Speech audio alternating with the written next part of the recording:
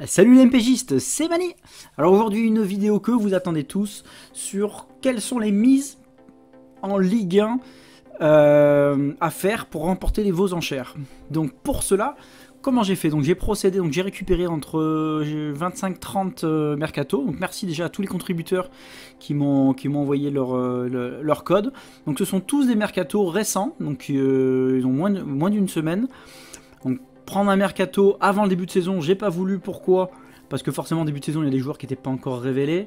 Il y a des. Par exemple, si on prend le Bayo, ben, bon, on le connaissait de la Ligue 2, mais il y en a quand même plein qui attendaient sa confirmation avant de l'acheter. Donc les prix ne sont pas les mêmes. Des petits joueurs à 1, etc. qui ont joué. Donc aujourd'hui, après 3 journées de championnat, on a quand même suffisamment d'éléments pour pouvoir faire les mercatos à partir de la J4. Donc c'est ce que je vais vous montrer aujourd'hui. Donc qu'est-ce qu'on va voir? On va voir quels sont les montants pour enchérir sur les attaquants, les milieux et les défenseurs. On va les voir un par un.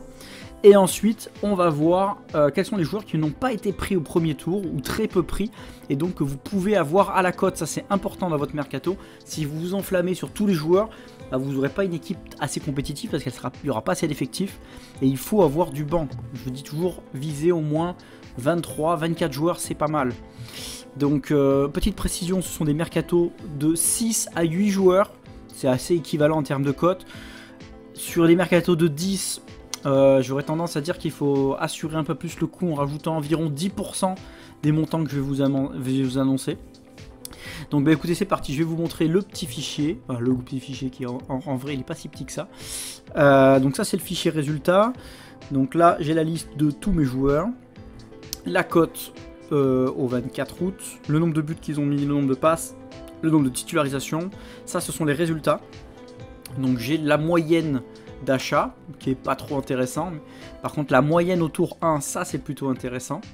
Puisque après au tour 2, bon, je l'ai mise aussi mais je vais pas trop m'en servir dans la vidéo parce que ça va vraiment dépendre des budgets restants et tout. Donc, je trouve qu'en termes d'analyse c'est pas fou. Le montant minimum acheté, montant maximum acheté.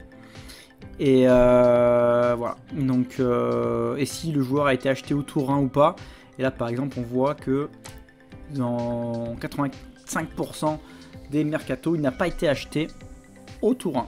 Donc potentiellement vous avez quand même forte chance de l'avoir à la cote. Le petit Mavididi.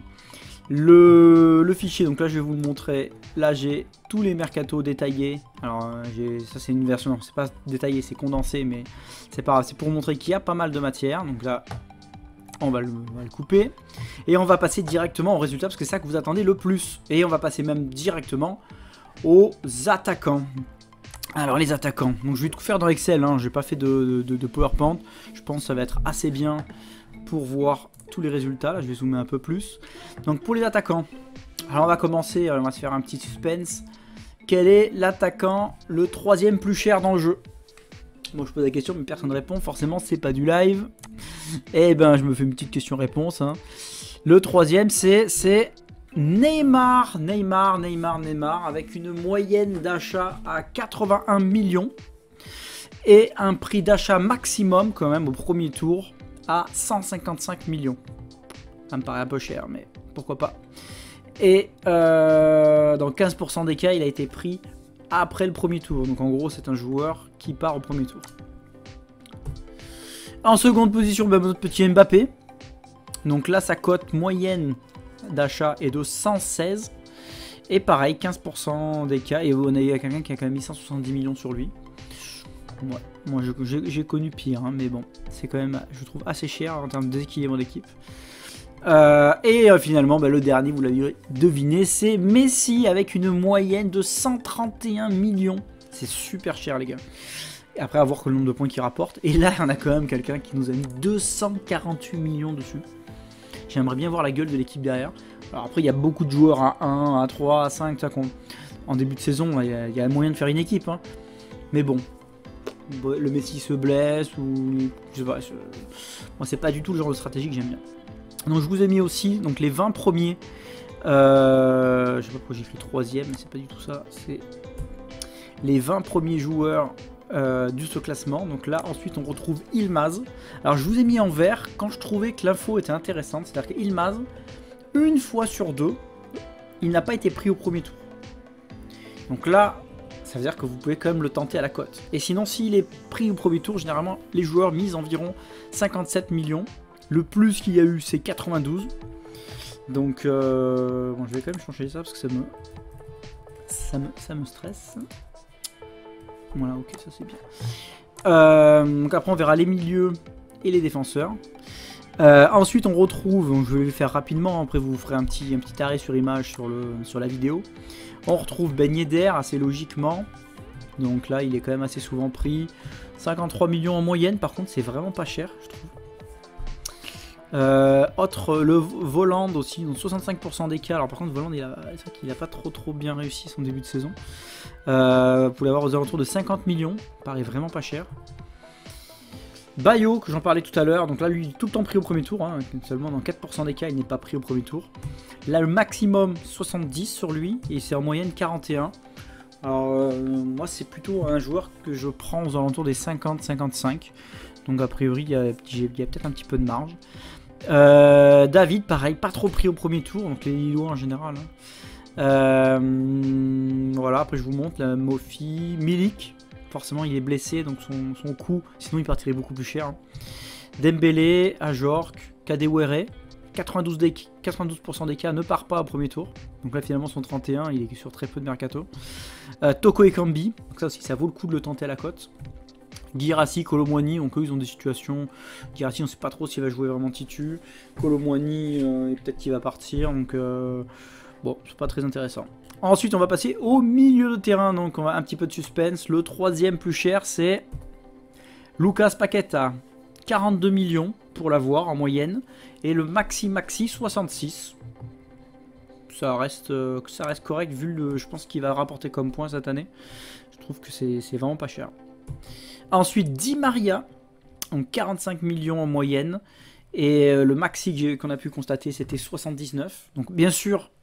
Je le précise, c'est pas parce que sur les trentaines de mercatos que j'ai étudiés, il y a ces phénomènes-là, que ça reflète tous les mercatos. Des fois, il y a des mercatos, vous allez pouvoir vous faire un Mbappé. Une fois, j'ai vu, il y a un gars, il s'est fait Mbappé, Neymar et l'autre, c'était Ben Yedder à la cote. Il avait les trois. Donc, ça veut rien dire. Mais ça vous donne quand même, dans l'ensemble, sur plusieurs mercatos, ça vous donne quand même une bonne indication. Donc, le premier... Alors là, son prix va nettement changer, on verra la suspension qu'il va prendre. C'est notre petit Dimitri Payet. En moyenne, pour l'avoir, il fallait 55 millions d'euros. 55 millions, hein, tout simplement. Et le maximum, quand même, il y a quelqu'un qui a mis 85 sur lui. C'est pas mal. On va regarder les autres. Mais par contre, là, s'il prend... Je pense qu'il va quand même prendre des matchs. Parce qu'avoir renvoyé la bouteille là sur les supporters, même s'il s'est fait agresser, je pense qu'il va quand même manger. Enfin bon, on verra bien. Donc, Village Doom. Qui est en 35 en moyenne. Savani, pas cher du tout, Savani. Hein. Je pense qu'en début de saison, il n'a pas joué tout au début les matchs pleins parce qu'il revenait des JO, mais maintenant il est là, les gars. Pour 40, même 44, la valeur max, mais c'est pas cher. Moi, je pense que ça, c'est un. Achetez-le hein, dans vos prochains mercato. Doku, voilà, il vient de se blesser, donc c'est pareil. Peut-être qu'il faut pas trop s'y fier. Fofana, 30 millions, donc c'est le Fofana de Monaco. Blas, Verratti, Aouar. Alors, petite. Ouais, Fofana, il part quasiment jamais au premier tour. Verratti, Aouar, ça vaut peut-être. Ça se tente à la cote aussi. Kakuta, 28 millions, pas cher aussi. Donc là, je sais pas pourquoi, les joueurs ont oublié sa saison de l'an dernier. Bamba, pareil, vous pouvez l'avoir au premier tour à la cote. André, pareil. Bon, après, André, c'est pas lui qui va vous mettre trop de buts. Kazri, 26 millions en moyenne. C'est pas si cher que ça pour un milieu qui joue attaquant de pointe. Voilà. Donc, après, tous les autres joueurs, je vous les ai pas mis parce que vous voyez, là, on arrive déjà à des montants à 25. Donc, après, ça vous montre un peu que les autres joueurs. Alors, ça serait trop long comme vidéo, hein, mais il y a pas mal de joueurs qui partent finalement pas beaucoup plus que la cote. Alors on va passer maintenant aux défenseurs. Alors j'ai pas fait de suspense sur les défenseurs. Donc je vais vous montrer ça. Donc le plus cher, sans grosse surprise, Hakimi. Il faut mettre en moyenne 46 millions pour l'avoir. Chiros. Et le plus cher, constaté 64 millions. Mais bon, je pense qu'il va quand même rapporter du but cette année. C'est un bon achat ça. Mais bon, même ça fait cher. Ramos. Alors par contre, avec sa longue blessure, c'est quand même un peu surprenant. Marquinhos, mais bon, sa cote est à 29 je crois de mémoire, donc c'est pas si cher que ça. Voilà, après on retrouve Fonte, Martiello, bah là, vous pouvez oublier. Hein. Redildo, moi je trouve qu'il part cher quand même. Parce qu'il n'a pas des notes vraiment de fou. Et par contre, il part souvent au second tour. Donc en fait, ouais, le chiffre il est pas très fiable. Voilà, Botman 24, Caio Henrique, joueur très très intéressant de Monaco. 24 millions. Voilà, après, moi j'ai toujours du mal à mettre 30 millions sur un défenseur. Je trouve que on peut quand même nettement trouver mieux à 15 millions. On peut trouver des joueurs assez fiables. Vous prenez un peu les défenseurs là de Clermont. Il y a vraiment de quoi faire pour beaucoup moins cher. Bon, après, à vous de voir. Voilà, on a du Denayer, du Kerrer. Abdelhamid aussi, ça se tente à la cote quand même. Moi, je trouve qu'Abdelhamid, il a peut-être fait une saison un peu moins bonne que les autres l'an dernier. Mais moi, je crois toujours en lui. Voilà, le Traoré aussi, bien. Alors, chez les gardiens, je vais aller vite parce que c'est pas hyper intéressant. Numéro 1, Navas Donnarumma.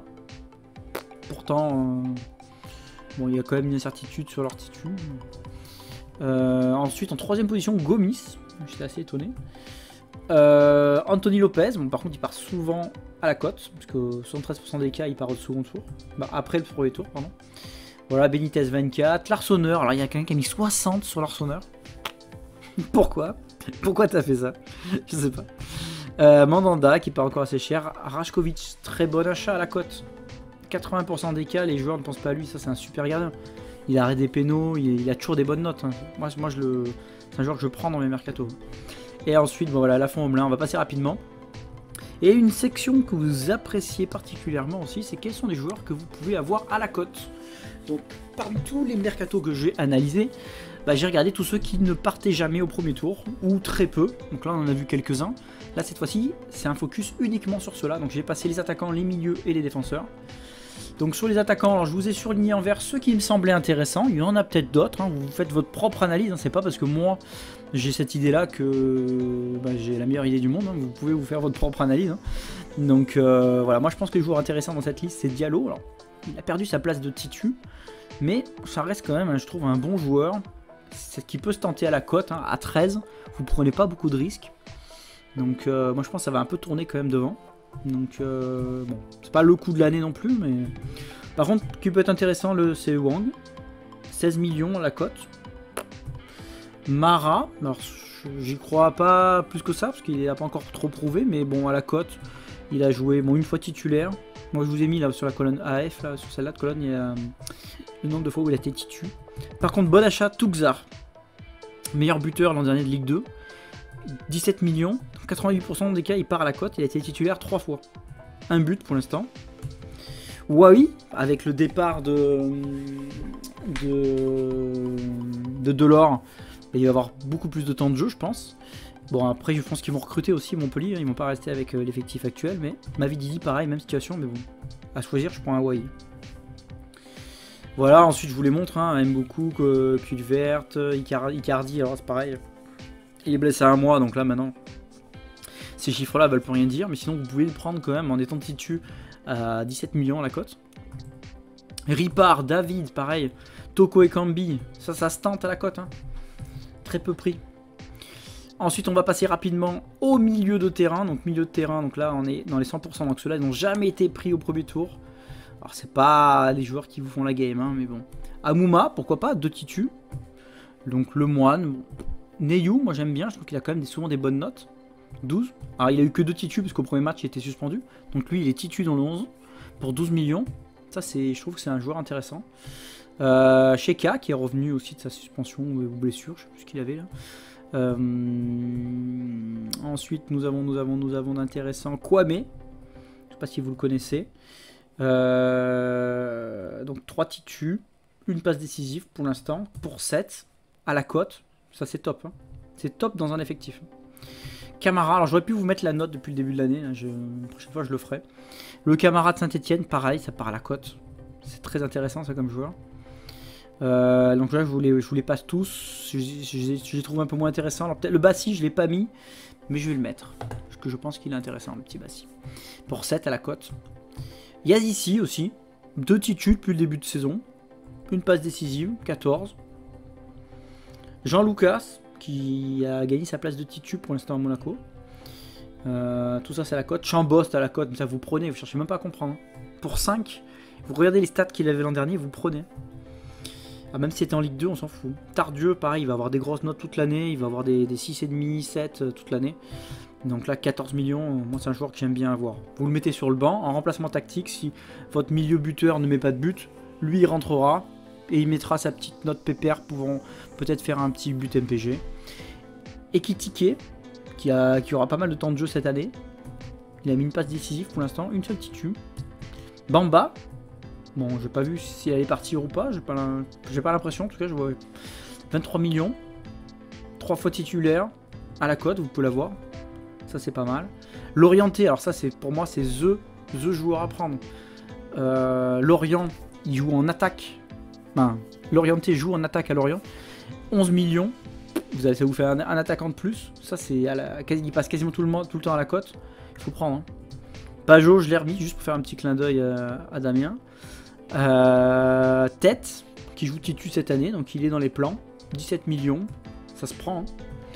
Il va avoir des bonnes notes. Baldé aussi, c'est pareil. Il est revenu, mais il n'a pas encore trop montré. Il n'a pas mis de but, etc. Donc, pas trop visible. Dans 77% des cas, il n'est pas parti au premier tour. Donc, bien. Et Gerson de Marseille, moi je pense que ça peut être un bon achat. Et dans les défenseurs, on va passer assez vite. Hein. On retrouve notre Renildo de tout à l'heure. Tuller.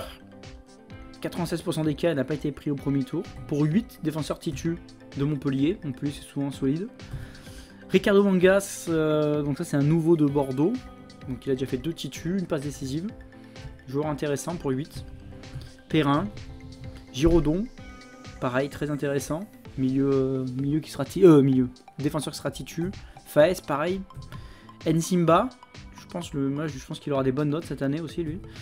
Donc Salmier, donc Nsimba il joue à Clermont.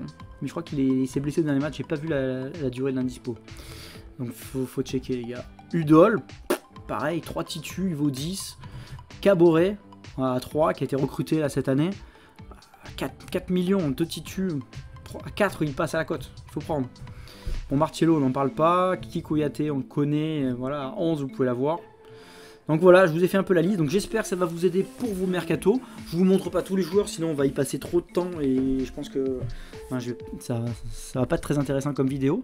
Mais voilà, écoutez, j'espère que cette vidéo vous a plu. En tout cas, je vous encourage à mettre un pouce vers le haut si c'est le cas. Moi, ça me fait toujours un feedback et puis en vrai, ça me fait plaisir d'avoir un pouce vers le haut. Donc si vous avez envie de me faire plaisir, eh ben, mettez votre petit pouce vers le haut.